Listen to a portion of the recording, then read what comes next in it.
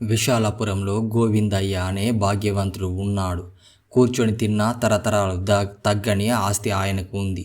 అందువల్ల ఆయన చుట్టూ ఎప్పుడూ స్నేహితులు ఉండేవారు.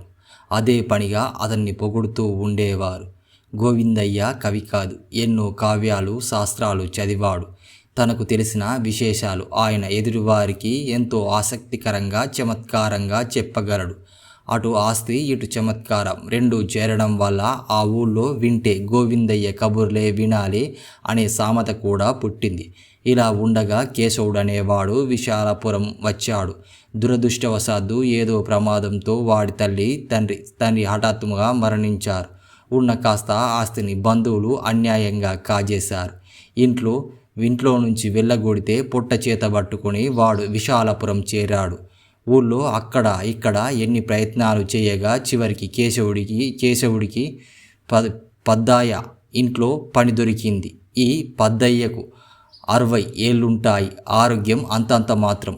కొడుకులతో కోడళ్లతో పడక వాళ్ళను ఇంట్లో నుంచి పంపివేశాడు. భార్య సీతమ్మ మాత్రం తప్పనిసరి ఆయనతో ఉంటుంది. ఆయన పద్దయ్య ఆమెను రోజంతా ఏమో మాటలు అంటూనే ఉండేవాడు. కేశవుడు మంచి వ్యవహారవేత్త. చమత్కారంలో వాడికి వాడే సాటి. కబుర్లు మొదలు పెట్టాడంటే చెప్పడానికి వాడికి విసుగు రాదు, కానీ వినేవాళ్ళకే విసుగు రావాలి. వాడి వ్యవహార పరిజ్ఞానం, చతుర భాషణ సంయుక్తంగా కారణంగా పెద్దాయన దంపతుల మధ్య తిరిగి అన్యోన్యత ఏర్పడింది. మరికొన్నాళ్లకు ఆయన కొడుకు కోడళ్ళు మళ్ళీ ఇల్లు చేరారు. తండ్రితో కలిసి హాయిగా ఉంటున్నారు. ఈ విధంగా ఏడాది తిరగకుండా ఆ ఊళ్ళో కేశవుడి మాట వింటే ఎవరి ఇంట్లో గొడవలు ఉండవు అని అంతా గొప్పగా చెప్పుకొనసాగారు. ఏ ఆస్తిపాస్తులు లేని కేశవుడు తన ఊళ్ళో ఇంత పేరు రావడం గోవిందయ్యకు చాలా అవమానం అనిపించింది. సమయం చూసి వాణ్ణి ఎలాగైనా చిన్నబుచ్చాలి అని ఎదురు చూడసాగాడు. అలాంటి సమయం కోసం శివయ్య అనే అతడు ఆయన వద్ద అప్పుకు వచ్చాడు. అదే సమయంలో శివయ్య పేద రైతు. అతడికి అపర్ణ అనే పెళ్ళిడు కచ్చిన కూతురు ఉంది. ఆమెను ఆ ఊరి రత్నాల వ్యాపారి కొడుకు భద్రుడనేవాడు పెళ్లి చేసుకుంటా అన్నాడు. శివయ్యకు ఈ పెళ్లి ఇష్టమే, కానీ భద్రుడు తండ్రి 5,000 వరహాలు అడిగాడు. ఆ సంగతి భద్రుడికి చెప్తే తండ్రి ఒప్పుకుంటేనే ఈ పెళ్లి జరుగుతుందన్నాడు.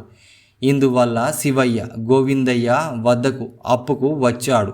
కేశవునికి కించపరచడానికి ఇదే మంచి అదనపుగా ఉంటుందని గోవిందయ్య తలుచుకున్నాడు. అందుకు అతడు ఒక ఆలోచన చేశాడు. మన ఊరిలో కేశవుడు అనేవాడు వాక్చాతుర్యంలో మన రాజుగారి ప్రధాన మంత్రిని కూడా మించిపోయాడు. నీ డబ్బు సమస్య వాడి మాటలతో పరిష్కారం కాగలదేమో, ప్రయత్నించి చూడు అని సలహా ఇచ్చాడు. శివయ్య తనకి ఆలోచన రానందుకు బాధపడుతూ కేశవుడి దగ్గరికి వెళ్ళి సంగతి చెప్పుకున్నాడు.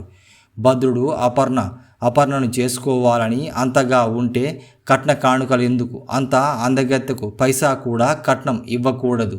ఆమెకిష్టమైతేనే ఆమెను పెళ్లి చేసుకుంటా అన్నాడు కేశవుడు. ఈ వార్త భద్రుడికి చేరింది. అతడు వెంటనే శివయ్య ఇంటికి వచ్చి కట్నం విషయంలో నా తండ్రిని ఏదో విధంగా ఒప్పించి తీరుతాను. ఏ కట్నం వద్దు, అపర్ణతో నాకు పెళ్లి జరిపించండి చాలు అన్నాడు. ఆ సమయంలో కేశవుడు అక్కడే ఉన్నాడు. అతడేదో అనబోయేంతలోపే అపర్ణ కల్పించుకొని, కేశవుడు నన్ను చేసుకుంటాననకపోతే నువ్వు నా తండ్రి వద్ద కట్నం తీసుకునేవాడివి. నేను కేశవుడినే పెళ్లి చేసుకుంటా అంది. ఇది విని కేశవుడు కంగారు పడ్డాడు. భద్రుడు మనసు మార్చుకునడానికి నేనా మాట అన్నాను. అతన్ని చేసుకుంటే భోగభాగ్యాలతో తులతూగుతావు. తాత్కాలిక ఆవేశం, తొందరపాటు నిర్ణయం తీసుకోకు అంటూ అపర్ణను హెచ్చరించాడు.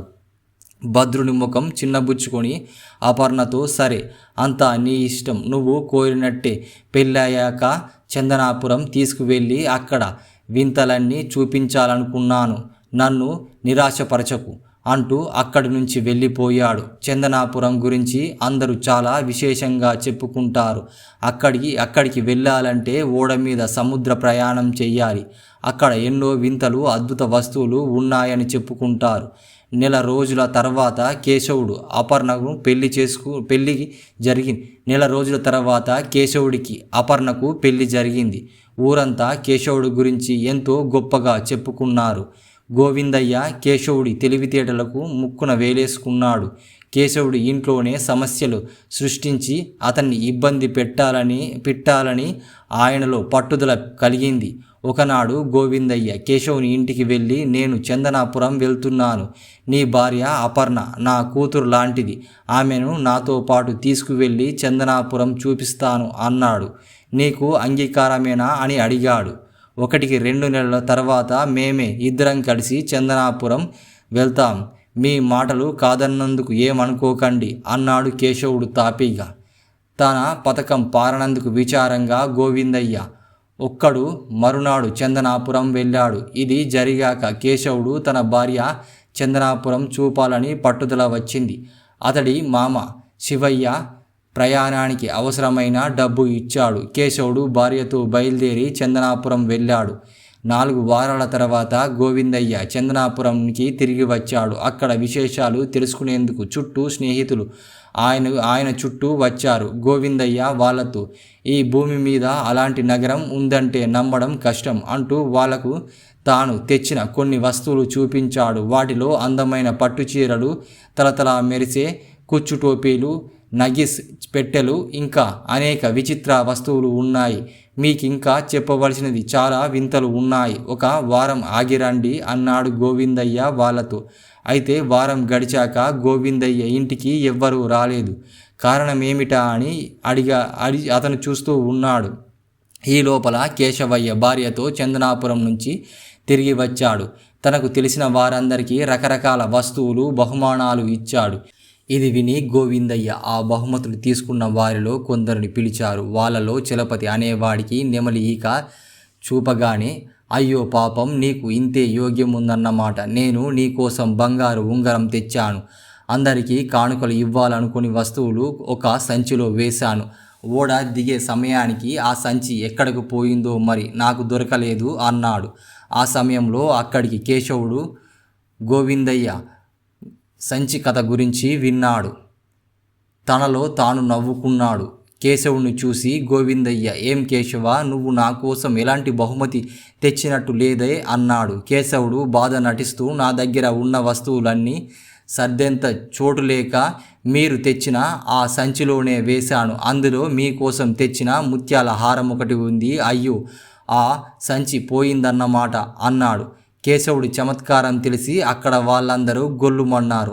అప్పటి నుంచి కేశవుడు తన దగ్గరికి వచ్చి ఎవరైనా చందనాపురం నుంచి నాకేం తీసుకురాలేదా అని అడిగితే వారికి గోవిందయ్య తీసుకుని వచ్చిన సంచిలోనే నేను మీకు తెచ్చిన వస్తువులు వేశాను, కానీ అది పోయింది కదా అనేవాడు. అవధాని పాండిత్యంలో తండ్రిని మించిన పేరు తెచ్చుకున్నాడు. తండ్రి అతనికి పెట్టిన పేరు సదానందుడైన. అవధాని విద్యలో అతడు చూపిన అసాధారణ ప్రతిభ వల్ల అందరూ అతన్ని అవధాని అని పిలువసాగారు. అవధాని విద్యలో అతి కష్టమైనది అష్టావధానం, శతావధానం. శతావధానంలో అవధాని చుట్టూ 10 మంది ఉంటారు. ఒక్కొక్కరు ఒక్కొక్క ప్రశ్న అడుగుతారు. ఆ ప్రశ్నకు జవాబు పద్య రూపంలో చెప్పాలి. సాధారణంగా పద్యాలకు 4 పాదాలు ఉంటాయి. అవధాని మొత్తం పద్యాన్ని ఒకేసారి చెప్పకూడదు.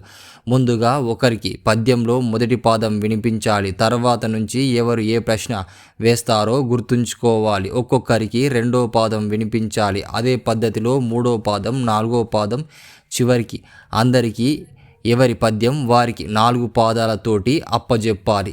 జ్ఞాపక శక్తి, మేధాశక్తి, పాండిత్యానికి పెద్ద పరీక్షగా ఉంటుంది.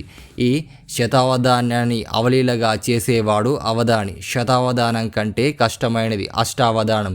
ఇందులో అవధాని చుట్టూ 8 మంది ప్రశ్నలు అడిగేవారు ఉంటారు. వీరిని పృచ్ఛకులు అంటారు. అవధాని ఆ సమయంలో ఈ పృచ్ఛకులు 8 విపరీత తరహాలో పండితుణ్ణి పరీక్షిస్తారు. ఒకరు సమస్యనిచ్చి పూరించమంటారు. 2వ వారు అవధాన్ని పూలతో మృదువుగా తాకుతూ ఉంటారు. మూడవ వారు ఏదో ప్రశ్నలు అడుగుతూ ఉంటారు. 4వ వారు చదరంగం ఆడుతూ ఉంటారు. 5వ వారు, 6వ వారు అక్షరాలను ఒక శ్లోకంలో ఇచ్చి వాటిని క్రమ పద్ధతిలో పూరించమంటారు. అంటే ముందుగా 52 అక్షరాలు తర్వాత 8వ అక్షరం తర్వాత 1 అలా తనకి ఇష్టం వచ్చినట్టుగా వారు చెప్తూ ఉంటారు. 6వ వారు పద్యం చెప్పమని సగంలో ఆపి పండితుడు ఏ పదం వాడబోతున్నాడో ముందుగా ఊహించి ఆ పదం కాక ఇంకేమైనా వాడాలంటారా? 7వ వారు ఆగి గంట కొడుతూ ఉంటారు. 8వ వారు వ్యాకరణానికి సంబంధించిన ప్రశ్నలు వేస్తూ ఉంటారు. చివరలో అవధానికి తనకిచ్చిన సమస్యలన్నిటినీ చమత్కారంగా పూరించాలి. తనకు పుష్పం తాకడం ఎన్నిసార్లు జరిగిందో సరిగ్గా చెప్పాలి. వ్యర్థ ప్రసంగాలు చేసి తెలివిగా బదులివ్వాలి. చదరంగంలో ఎప్పటికప్పుడు సరైన ఎత్తులు వేస్తూ ప్రత్యర్థిని ఆటలో ఓడించాలి. శ్లోకాల్లో అక్షరాలన్నిటినీ గుర్తుంచుకొని వరుస క్రమంలో మనసులోని కూర్చుకొని ఆ శ్లోకమేమిటో చెప్పగలగాలి. పృచ్ఛకులు నిషేధించిన పదాలు వదిలి అలాంటి మరొక పదాన్ని వాడుతూ పద్యం చెప్పగలగాలి. తాను మొత్తం ఎన్ని గంటలు మోగడం విన్నాడో సరిగ్గా చెప్పాలి. వ్యాకరణంలోని ప్రశ్నలన్నిటికీ సరైన సమాధానాలు చెప్పాలి. ఒకేసారి 8 విభిన్నమైన కార్యాలు చేయవలసి ఉన్న క్లిష్టతరమైన అష్టావధానాన్ని అవధాని అవలీలగా చేసి అందరినీ ఆశ్చర్యపరిచేవాడు. అద్భుతమైన అవధాని పాండిత్యాన్ని పండితులు ఎంతగానో ప్రశంసించేవారు. పాండిత్యంలో పరిపూర్ణుడైన అవధానికి పెళ్లి చేయాలని తండ్రి నిర్ణయించుకున్నాడు. సిరిపురంలో ఉంటున్న మేనమామ కూతురు సుమతి అతడికి తగిన ఇల్లాలుగా ఉండదని ఉద్దేశం తండ్రికి ఉంది. అయితే అవధానికి పెళ్లి ఇష్టం లేదు.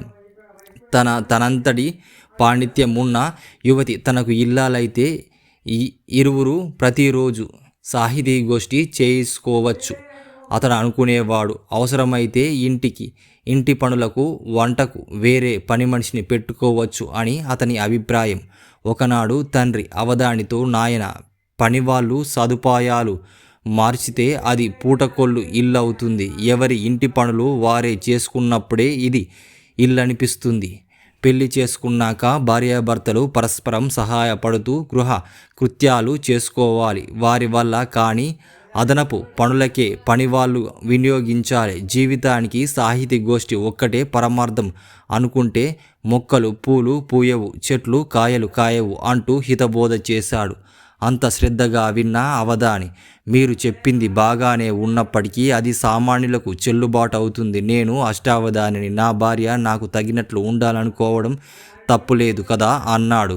కొడుకు పాండిత్యమే తప్ప లౌకిక జ్ఞానం ఇంకా అబ్బలేదని గ్రహించి తండ్రి చిరునవ్వు నవ్వి, ఒక్కసారి సిరిపురం వెళ్ళి సుమతిని చూసిరా.